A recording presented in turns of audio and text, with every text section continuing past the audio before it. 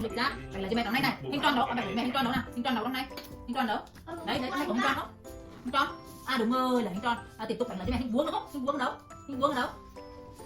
Hình vuông đâu ta? Vuông màu xanh lá cây đâu?